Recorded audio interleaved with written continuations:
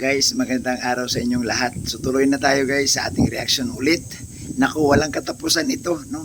Hindi natin alam kung hanggang kailan matapos ito. Patungkol pa rin ito guys dito sa nanay ni Beyonce, na kung saan nagkomento na naman muli. Nakaraan po guys, ang komento po ng nanay ni Beyonce, nilalaglag si Dr. Love at sinisisi si Dr. Love. Pero ngayon nabago na naman. Nabago po ang sistema. Alam niyo kung bakit? May bagong komento na naman ang nanay ni Beyonce at ito yon. Siya po yung nanay. Ang sabi niya po, wala pong solusol na nangyari. May sarili po kaming pag-iisip. Naiintindihan ko po si Doc kasi iniipit po siya. Suportahan pa rin po natin si Doc Love. Ayun po, napanood po natin. Iba na namang version ito. Dito nanawagan siya, suportahan daw natin si Dr. Love. At wala pong nagsusulsol. Ano ba talaga ang totoo?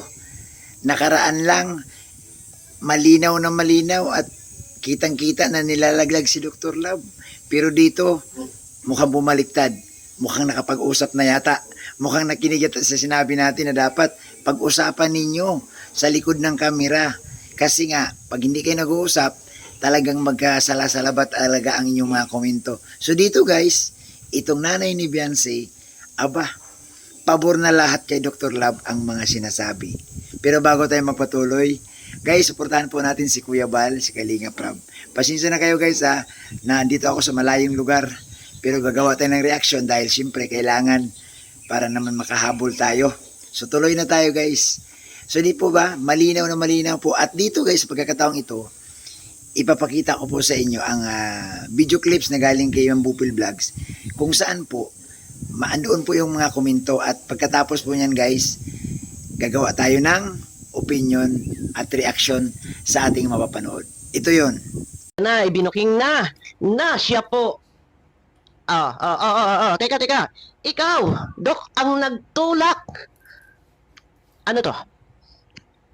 Mismong sa live ni Doc kagabi, 2 beses siyang nag-live. Unang live itinago, pero ang hindi niya alam, na-record na natin. 36 minutes. Ikalawang live, itinago. Doon sa ikalawang live, pumasok si Nanay Hansel. Huwag sasabihin na ito ay fake. Bago ang lahat, paglilinaw. Ang comment na ito. Ano ba yung comment? Ha? Nag-comment si Nanay Hansel. Bago ko ipakita ang comment ni Nanay Hansel na dito ay nakasaad na. Nakasaad dito. Isa muna babasahin ko. Saka, di rin po kami ang nagdesisyon nito.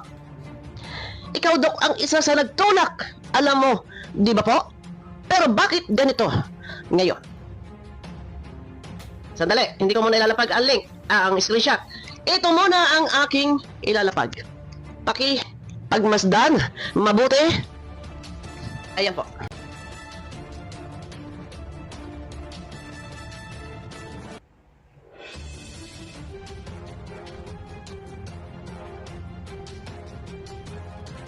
Kita nyo? Kaya ko inilapag ito.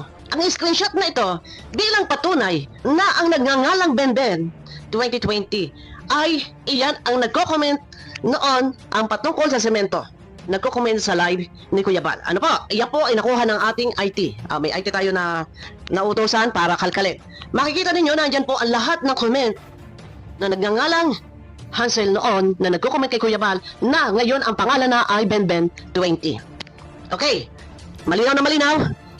Ang nag-comment kay Kuya Bal na nagngangalang Hansel Elona Jane Batalero ay nag-change name at ang pangalan na ngayon ay Benben. So malinaw, Benben 20, malinaw ano po. Ako po ay gumagamit ng ebidensya ng resibo, wala pong kawala kahit hanggang ngayon, ayan po kahit magpalit muli. Nag-glitch ang cellphone ko. Kahit magpalit muli ng pangalan, naandun at naandun at naandun, hindi po mawawala ang comment muli. Pwede po nating balikan anytime. Eto na. Ang Benben 2020 ay pumasok kagabi sa huling live ni Dr. Love at ang unang live ay nakatago, maging ang huling live ay nakatago na rin. Biglang nag-end si Iking sa kanyang huling live at agad-agad agarang itinago ang kanyang live. Biglang nag-end. Nagsunod-sunod na nag-comment ang nagngangalang Benben. Nasa pagkakaalam ko, ang nagngangalang Benben na to ay si Nanay Hansel na siya ang nagko-comment noon patungkol sa semento. Ito po, pakipagmasdan mabuti. Isang comment muna ang ilalagay ko. Wait. Ayan.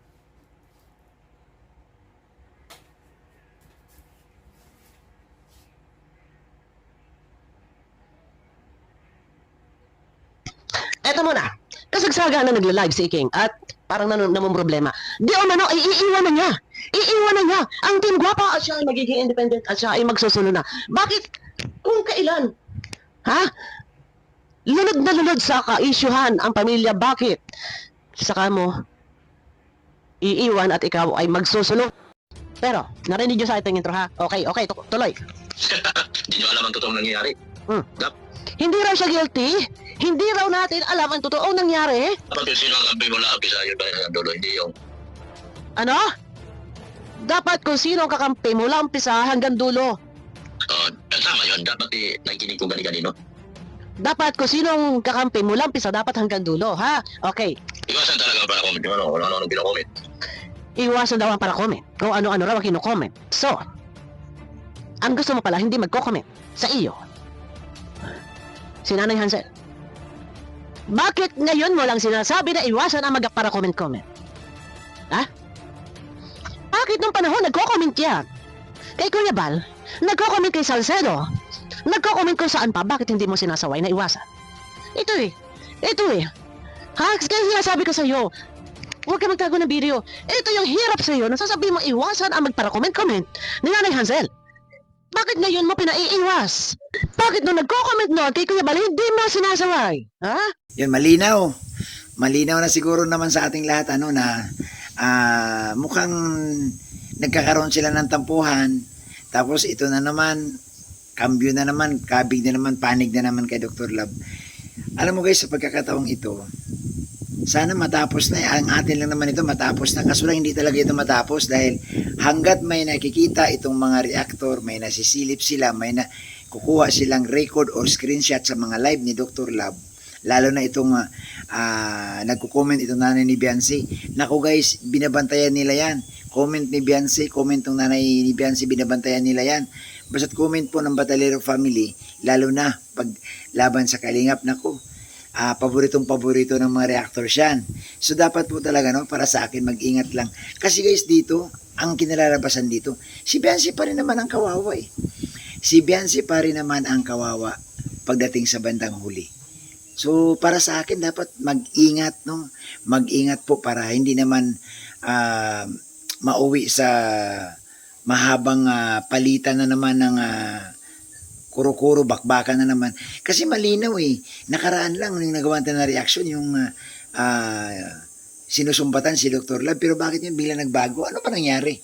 Guys, comment kayo dyan sa baba. Ano ba ang nangyari? Bakit bigla-bigla na lang nagbabago guys ang ihip ng hangin? Ano ba ang nangyari? Nagkasundo na ba sila? O ano ba talaga ang totoo? So guys, panoorin niyo po din ang ating susunod na mga reaksyon. Maraming salamat sa inyo. Comment kayo yan sa baba. Thank you so much po at isang mapagpalang araw mga kababayan.